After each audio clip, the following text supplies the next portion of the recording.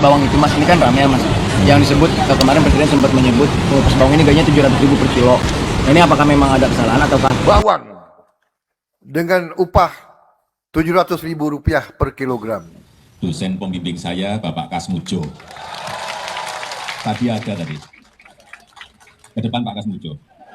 Ini bukan sekedar kisah seorang tukang kupas bawang yang menerima upah Rp700.000 per kilogram. Ini adalah kisah drama dua anak manusia yang dijadikan saksi hidup dalam sebuah peristiwa kontroversial.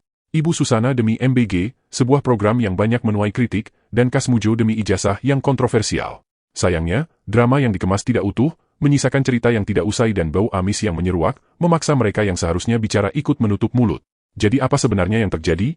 Benarkah Ibu Susana ternyata adalah tukang masak di dapur MBG, dan bukan sebagai buruh tukang kupas bawang? Lalu bagaimana ceritanya sampai skenarionya berubah di atas podium? Mari kita bedah. Umurmu berapa, Citra? 10 tahun. Ya nanti 10 tahun lagi lah kau boleh pacaran. Cerita ini berkembang begitu viral, seorang yang diundang ke gedung MPR RI dan diperkenalkan sebagai bekerja sebagai buruh harian, mengupas bawang. Tapi bukan ini yang membuat viral. Yang dikuliti netizen justru upahnya. Dengan upah Rp700.000 per kilogram. Perhatikan baik-baik perubahan wajah pada seorang Ibu Susana. Dia yang awalnya berdiri dengan senyum sumringah, tapi belum selesai Prabowo memperkenalkan dirinya, dia sudah duduk dengan wajah ditekuk. Lalu apa yang terjadi? Dari sebuah video yang diunggah di YouTube Badan Komunikasi atau Bakom RI, terungkap pekerjaan Ibu Susana yang sesungguhnya.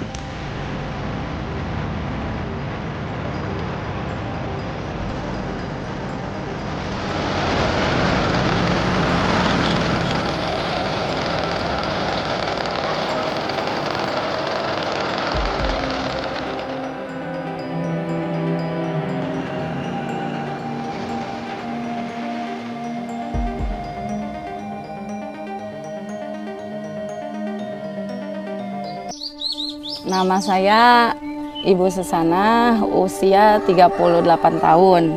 Pekerjaan saya sehari-hari ibu rumah tangga. Sebelum berangkat kerja, jam 1 dari pagi selesai ngurus anak-anak sekolah, suami kerja jam 7 ngejahit sampai siang. Bangun jam 4 subuh. Assalamualaikum warahmatullahi wabarakatuh. Kalau anak-anak dibangunin jam 5 subuh.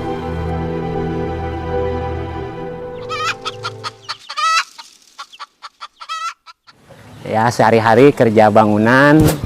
Aktivitas saya sehari-hari ya kalau pagi biasa mengasih makan ayam. Kalau sempet nganterin anak sekolah. Kalau lagi enggak ya pada jalan kaki. Ya langsung berangkat kerja kalau lagi ada pekerjaan. Kadang-kadang pekerjaan itu kalau lagi ada ya ada, kalau lagi enggak ada ya sampai 2 minggu, 3 minggu di rumah. Ya gitulah kalau. Video ini diupload oleh Bakom RI pada tanggal 15 Agustus, atau sehari setelah Presiden memperkenalkan Susana di gedung MPR. Dalam video ini, Ibu Susana dan suami diperkenalkan sebagai keluarga penerima manfaat dari pemerintah seperti PKH, KIP, dan BPNT. Video berdurasi 9 menit ini, pada intinya dapat dibaca sebagai perkenalan sebuah keluarga dengan penghidupan yang sederhana, dan di saat bersamaan harus membiayai 2 anaknya yang masih sekolah. Namun di bagian akhir video, kita mendapatkan sebuah petunjuk, yang kemungkinan menjadi sebuah benang merah, kenapa Ibu Susana dibawa ke istana. Sama program MBG, saya jadi bisa kerja di MBG, jadi bisa bantu-bantu suami, nambah penghasilan. Sama program PIP, alhamdulillah anak saya 3-3-nya juga dapat PIP. Ya terima kasih aja buat pemerintah, buat Bapak Presiden, makasih. Dari baju yang digunakan di video ini, tampak mirip dengan baju karyawan dapur MBG yang lain, yang menggunakan logo dengan gambar Garuda di dada kiri. Dari sini, dan sesuai dengan keterangan Ibu Susana sendiri, bisa disimpulkan bahwa Ibu Susana adalah seorang karyawan di dapur MBG. Lalu, dari mana angka 700 per kilogram yang disebut Prabowo dalam pidatonya? Apakah ada hubungannya dengan video ini? Alhamdulillah banget ya, meskipun sehari 20 kilo ngejahit, 20 kali 700 kan cuma berapa ya, 14.000. Ya alhamdulillah aja buat hitung-hitung uang taro, uang simpenan. Nanti kalau nggak ada uang jajan, tinggal minta gitu.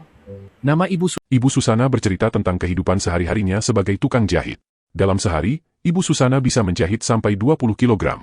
Dan menurut Ibu Susana, biaya menjahit 1 kg 700. Bukan 700 ribu. Dalam video ini, 1 kg biaya menjahit dihargai dengan nilai 700 rupiah. Apakah angka 700 rupiah upah menjahit untuk 1 kg kain ini yang di atas podium berubah menjadi 700 ribu rupiah per kilogram untuk bawang? Tapi kenapa kain bisa berubah jadi bawang? Disinilah kemungkinan drama yang terputus. Lingkar istana tidak mungkin menghadirkan Susana hanya untuk diperkenalkan sebagai seorang tukang jahit yang hanya memperoleh upah 700 rupiah per kilogram. Kemungkinan Ibu Susana dihadirkan untuk diperkenalkan sebagai seorang rakyat yang hidup sederhana, namun mendapatkan manfaat dari aktivitas sebagai tukang kupas bawang di dapur MBG. Lalu kenapa dengan MBG? Kita tahu bahwa akhir-akhir ini, kasus MBG begitu menyita perhatian publik. Mulai dari kasus korupsi di tubuh BGN, pergantian pimpinan BGN yang sudah terjadi 3 kali sejak berdirinya, sampai kasus keracunan anak yang seolah tidak pernah berhenti. Dalam aksi demonstrasi, mahasiswa dan para aktivis menyerukan agar proyek ini dihentikan. Apakah dengan semua kontroversi ini, pihak istana ingin menghadirkan Susana, dan berharap rakyat bersimpati pada proyek raksasa yang dianggap memberikan manfaat untuk rakyat kurang mampu? Jika ini yang terjadi, maka kisah Susana tidak lebih dari kisah Kas Mujo ketika pertama kali diperkenalkan Jokowi di tahun 2017 sebagai dosen pembimbing skripsi. 2 anak manusia, 2 kontroversi, dan 2 cerita yang terputus. Bedanya, Susana mungkin benar sebagai karyawan yang mendapatkan manfaat dari dapur MBG, tapi menjadi kontroversi setelah alur ceritanya berubah di atas podium. Sedangkan kisah Kas Mujo menjadi buah bibir setelah semua pernyataan Jokowi di mimbar dibantah sendiri oleh Kas Mujo. Prabowo dan Jokowi berasal dari 2 masa kepemimpinan yang beririsan. Dalam banyak kesempatan, Prabowo bercerita belajar politik dari Jokowi pasca 3 kali kekalahannya secara beruntun. Tidak ada yang salah mengangkat dan memperkenalkan rakyat kecil di podium terhormat, tapi mengubah cerita yang tidak pernah terjadi, justru akan berbalik, mengubah drama menjadi sebuah senjata yang menyerang diri sendiri. Mungkin di masa Jokowi, kisah-kisah ilusif seperti ini menjadi hal biasa. Rakyat yang terbiasa menerima apa saja yang diucapkan pemimpin selalu terkesima, seolah pemimpin yang menceritakan kehidupan rakyat dari kalangan bawah adalah pemimpin yang merakyat. Tapi di era keterbukaan seperti masa sekarang, semua cerita dengan mudah diverifikasi kebenarannya. Belajar dari pemimpin sebelumnya adalah sebuah filsafah untuk terus berbenah menjadi lebih baik. Tapi belajar menceritakan sesuatu yang tidak pernah ada adalah bentuk pembodohan yang akan tenggelam seiring makin cerdasnya rakyat yang dipimpin.